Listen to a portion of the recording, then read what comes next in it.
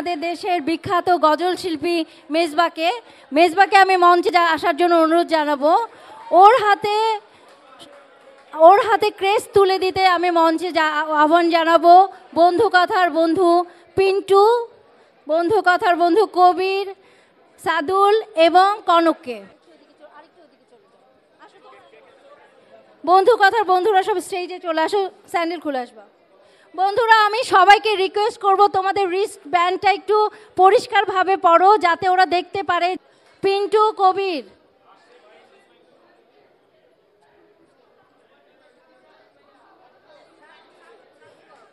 সাদুল কোথায়? সাদুল আসছে? হ্যাঁ, সাদুল তো আসছে। এখন উত্তরীয় পড়িয়ে দিচ্ছে সাদুল।